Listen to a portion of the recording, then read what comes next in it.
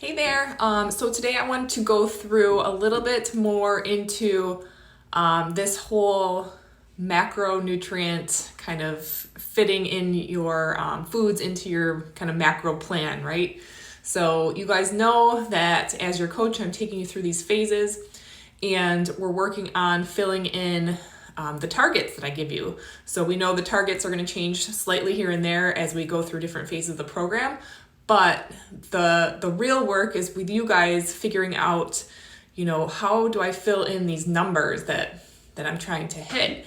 And it's definitely the most common question I always get. And so I figured I would do this video to help maybe clarify some things and, go through kind of a plan of how you can do this. And it does get easier over time in the beginning stages if you're brand new. Sometimes it just takes a little bit of thought and writing things down and figuring out, how these numbers are all going to work. So what I would do is, so now you know your macronutrients, you've got your carbs, your fats, your proteins, and we're trying to hit a certain amount of calories within those macronutrients.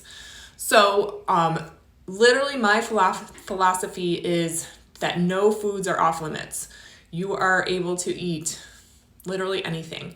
Do I want you eating more clean, wholesome, whole foods? Yes. So my 80-20 rule still exists. 80% of your diet should come from those, healthier foods where they sometimes on the packages don't even have ingredients. They are just the ingredient. So chicken is chicken, apple is an apple. It's when we get into the more processed foods that we start to get into a little bit of trouble sometimes, not always. And if certain foods are okay and they fit in your plan, and they satisfy a craving that you're having or things like that, they're totally fine. So no foods are off limits. The amounts and portions and ratios is what we have to pay attention to. And that can get tricky as we start to build in some of those 20% foods. We have to make sure we're looking at the amount that we're eating. And it's just that simple. It's a math equation. And so we want to still include those enjoyable foods. Why? Because when we start to restrict and, limit food groups and things, and we label foods as really bad, and I just posted it the other day, what foods do you consider naughty and why? And it was interesting to see the results that came through on that.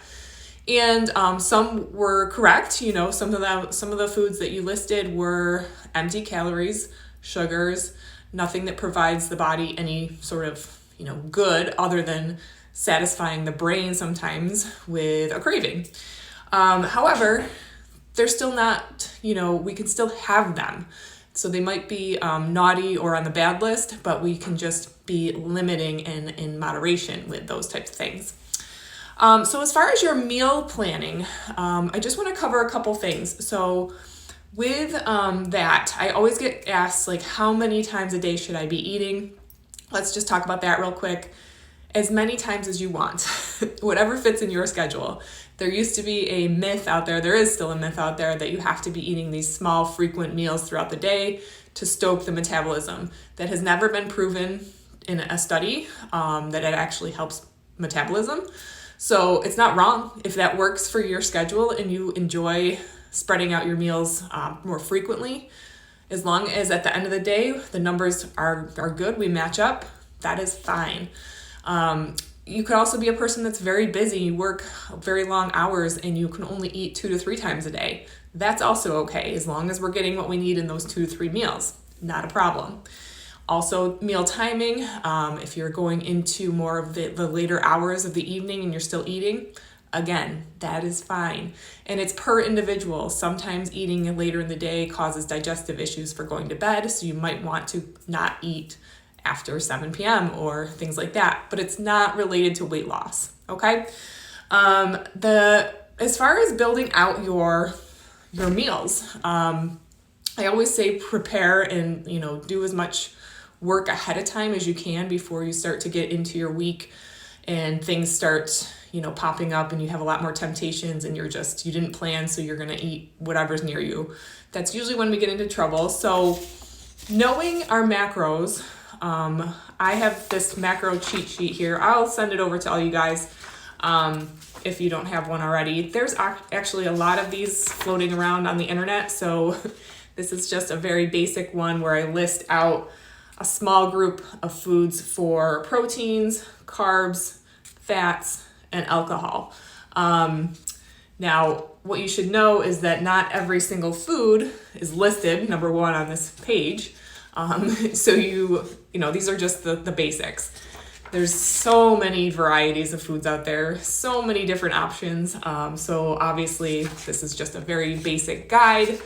And what you would do though, I would say, is find yourself, pull up a macro cheat sheet and start to write out staple meals. What are your staples?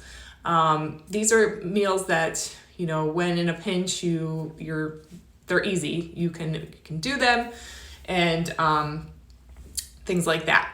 So picking out our macros, picking out our foods from each category, writing them down into a day's worth of, foods and what we would like to eat. Don't worry about quantities when you're making your list out. Just simply write down, oh yes, I enjoy that food. I could eat that. Make a list of foods you actually enjoy from the list. And again, if it's not on the list, still write it down. And then what I would do is pull out MyFitnessPal and plug them all in. So if you're going to be, obviously if this is for the next day, you can just plug in what you're going to eat for the next day. Then you're going to have to go back in and toggle the amounts. So you can pull up, the nutrition tab on MyFitnessPal. And if you're not sure what I'm talking about, we can get on a call and go over this more, one-on-one. But on the nutrition tab, it shows you your numbers. So if you plugged all of the things in that you wanted to eat for that following day, and your goal is 200 carbs, and all of a sudden it's telling you 300, okay, you got to go back and adjust and lower down some of those carbs that you put in. And this gets easier as you do it because, like I said, in the beginning it might be tough because it's a lot of work. It's tedious putting in all your foods and things like that. But after you save a lot of your meals that you eat frequently, you can always pull them back in to your MyFitnessPal. And again, these are the staple meals that are so important. Not every day is the same, but a lot of the meals that I eat are generally the same, and I'll build in variety more with like my dinners and my weekends. And so even weekends, you can start to plan ahead, even if you're going to be eating kind of not the same as you eat all week. And that's okay too, as long as we fill out those numbers and kind of mix and match and make everything work. So I hope that helps, as you get started into more of the meal tracking and things like that, or if you've been doing this a while, maybe this was just a refresher and that it helps you out. But always remember to be, mindful, even if you miss a day of tracking or things like that. The goal is long-term to be able to look at and be mindful of what you're actually eating when you're eating it and becoming more intuitive so that the tracking and things starts to wean down a little bit as you go into more of your lifestyle integration phase. So again, I hope that helps and let me know of any questions.